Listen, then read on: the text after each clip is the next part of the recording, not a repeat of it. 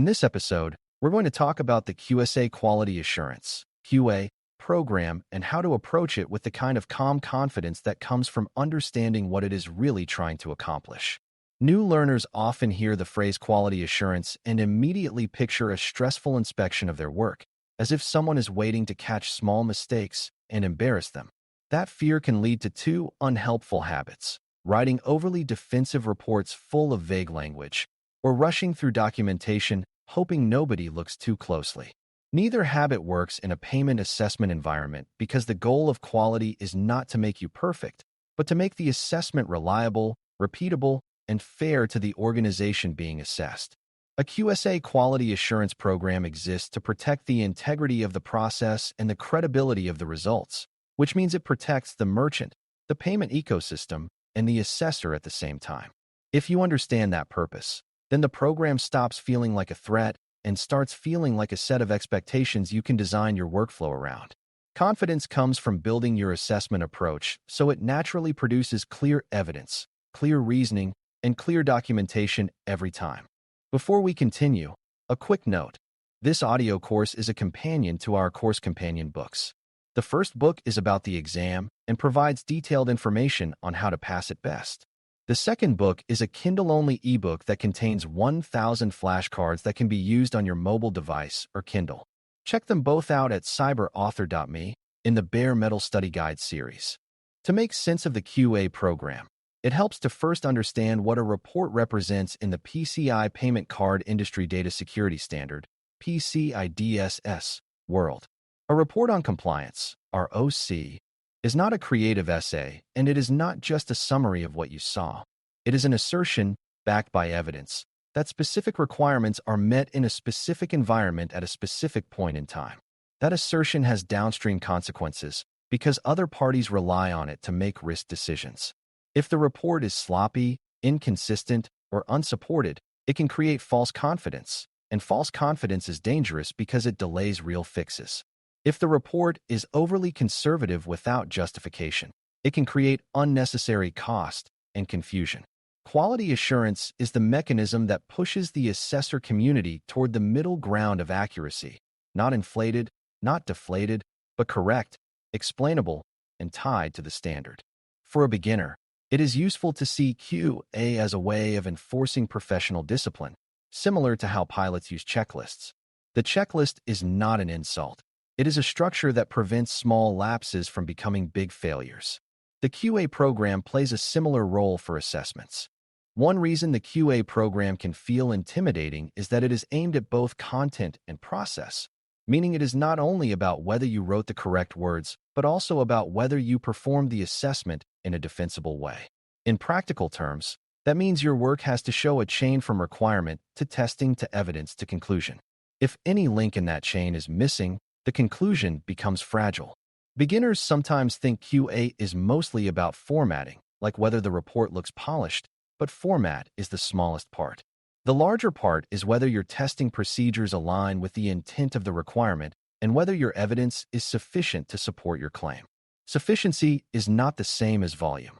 A pile of screenshots can still be insufficient if the screenshots do not prove the right thing, and a small set of clear artifacts can be sufficient if they directly support the conclusion. A QA mindset trains you to focus on relevance and traceability, so that each piece of evidence has a reason to exist and each conclusion can be defended without hand-waving. Confidence with QA starts with adopting a consistent assessment method that you use every time, rather than improvising based on what is easiest in the moment. Consistency matters because payment environments are complex, and your brain will naturally try to simplify that complexity under time pressure. A consistent method gives you a reliable path through the complexity. For example, you can build a habit of documenting scope boundaries early, validating data flows, confirming system inventories, and mapping controls to the cardholder data environment, CDE, before you get lost in individual configurations. When that foundation is clear, the rest of the assessment becomes more stable because your testing has context. Without that foundation, you can end up collecting evidence that looks detailed but does not tie back to the right environment or the right requirements. QA reviewers look for this stability because it signals that the assessment was performed thoughtfully rather than opportunistically. For a beginner, the best way to build confidence is to treat QA expectations as design requirements for your workflow. If you design your workflow to produce traceable artifacts and consistent reasoning, then quality becomes a natural output instead of an extra task at the end. A major theme in QA is the idea of completeness, which means you did not accidentally skip parts of the environment or parts of the requirement because they were inconvenient, unfamiliar, or hard to test. Completeness does not mean you test everything in the universe. It means you test what the standard requires within the defined scope, and you can explain why your testing is adequate. This is where scoping discipline and evidence discipline meet. If you claim a network segment is out of scope, your work should show how you validated that claim, not just that someone told you it was out of scope. If you rely on segmentation to reduce scope, your work should show that segmentation is effective, not just that it exists on a diagram. If you rely on a service provider for part of the payment flow, your work should show what responsibilities are shared and what evidence supports the provider's controls. QA reviewers are sensitive to gaps created by assumptions, because assumptions are where incorrect compliance assertions are born. For a beginner, it helps to treat assumptions like debts that must be paid with evidence. The more assumptions you carry, the more fragile your report becomes under review. Another QA theme is clarity, and clarity means that someone who did not participate in the assessment can read your documentation and understand what you tested and why your conclusion makes sense. Clarity is not the same as writing more words. In fact, clarity often improves when you remove vague phrases and replace them with precise statements tied to observable facts. Beginners sometimes write in a cautious fog, using phrases like generally, typically, or appears to, because they are trying to avoid being wrong. The problem is that fog makes the report less useful and less defensible. A QA mindset encourages you to be specific about what you observed, what evidence you reviewed, and what that evidence demonstrates. If there are limitations, you can state them plainly and explain how you address them. If a control is only partially implemented, you can describe what exists and what is missing rather than smoothing it over. This kind of clarity is protective because it prevents misunderstandings and it demonstrates professional integrity. Confidence grows when you know your report can stand on its own as a coherent story, not as a collection of vague claims. One of the most common sources of QA trouble is mismatched evidence, where the evidence collected does not actually support the control being claimed. This can happen when assessors collect artifacts because they are easy to obtain, like a policy document, and then use that artifact as if it proves operational behavior. Policies matter, but they rarely prove execution by themselves. QA expects that controls are demonstrated through a combination of design and operation, meaning you should be able to show not only that a policy exists, but that the organization follows it in practice. Operational evidence can include records, logs, tickets, review results, and observations that show the control is happening repeatedly over time. A beginner can think of this as the difference between a gym membership and actual workouts. The membership document proves you intended to be healthy, but it does not prove you exercised. QA reviewers look for the workout evidence. When you build your evidence collection around this idea, you reduce the risk of weak conclusions and you make your report more credible.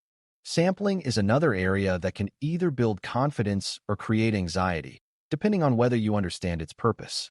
Many environments are too large to inspect every device, every user, or every change, so sampling is used to draw conclusions efficiently. The QA angle is that sampling must be reasoned, documented, and representative. If you sample in a way that avoids the hardest parts of the environment, your conclusions may be biased. If you sample in a way that does not cover the range of system types and locations, your conclusion may be incomplete. Confidence with QA means being able to explain your sampling logic in plain terms, such as why the selected systems represent the broader population and why the sample size is appropriate for the risk. It also means documenting what you sampled so another reviewer can follow your path. Beginners sometimes fear sampling because it feels like guessing, but in professional assessment work, sampling is a structured method. When you treat it as structured, it becomes a source of confidence rather than uncertainty. A QA program also pays attention to consistency with the standards testing expectations, because the value of the ecosystem depends on different assessors arriving at similar conclusions when given similar evidence. That does not mean assessments are identical, but it does mean the reasoning process should align with the intent of the requirements. If one assessor accepts verbal statements as evidence while another requires operational records, results become inconsistent and trust erodes. Confidence comes from knowing that your approach matches the discipline expected across the assessor community. For beginners, this is where it helps to internalize the idea that your role is not to be a consultant who designs controls, and not to be a prosecutor who assumes failure, but to be an evaluator who tests and documents. Your testing should be anchored in what the requirement asks and what the environment demonstrates. When you keep that anchor, you avoid drifting into either leniency that lacks proof or harshness that lacks fairness. QA expects that anchor, and meeting it consistently is one of the clearest signs of professional maturity. Another piece that supports QA confidence is strong workpaper discipline, meaning you treat your notes and collected artifacts as part of the assessment record rather than as disposable scratch work.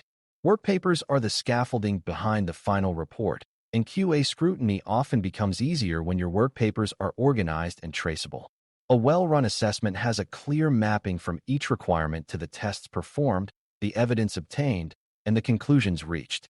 That mapping does not have to be complex, but it does have to exist. Beginners sometimes leave evidence scattered across email threads, shared drives, and personal folders, which makes it hard to prove what was reviewed and when. That disorganization creates anxiety because it makes the assessor feel like they are one missing file away from trouble. Confidence comes from building a simple, consistent structure where evidence is labeled, versioned, and connected to the specific control it supports. When your work papers are coherent, you can answer questions quickly and calmly because you know where the proof lives. Communication with the assessed organization also plays a role in QA outcomes, because misunderstandings during the assessment can lead to incomplete evidence or incorrect assumptions. A mature approach includes setting clear expectations early about what evidence will be needed, how it will be handled, and what timelines apply. It also includes documenting key decisions, like scope boundaries and compensating control narratives, so they do not get reinterpreted later. This is not about being adversarial. It is about keeping the assessment process transparent and predictable for everyone involved. When communication is clear, the organization can provide better evidence, and you can test controls more effectively. When communication is unclear, you may end up with late evidence, missing context, or hurried explanations that do not support strong conclusions. QA programs tend to expose these weaknesses because they reveal where the assessor relied on informal conversations instead of formal proof. For a beginner, the confidence lesson is that good communication is part of technical quality, because it improves the quality of the evidence you can validate and the stability of the report you produce. It is also important to understand that QA is not only about catching mistakes. It is about improving the overall quality of the assessor community over time.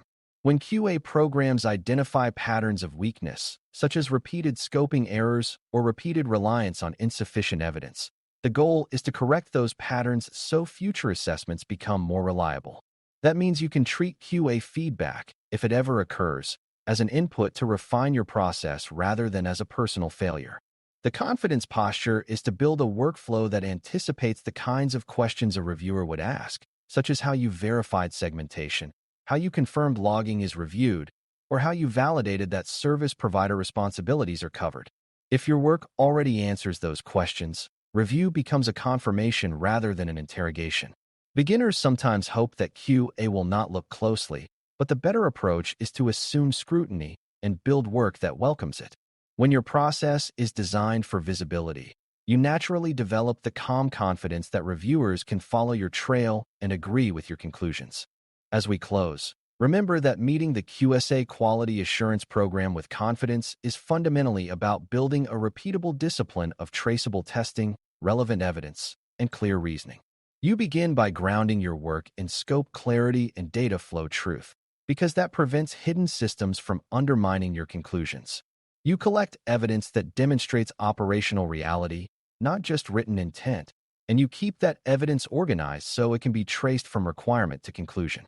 You document sampling decisions and testing methods so another professional can follow your logic without guessing.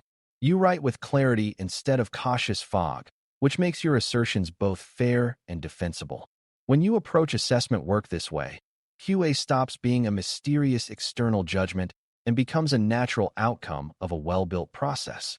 The program is not there to create fear. It is there to ensure that when you say a payment environment meets the standard, your claim rests on solid ground that protects everyone who relies on it. Thanks for listening. For more audio courses, daily newsletters, and more, please visit baremetalcyber.com.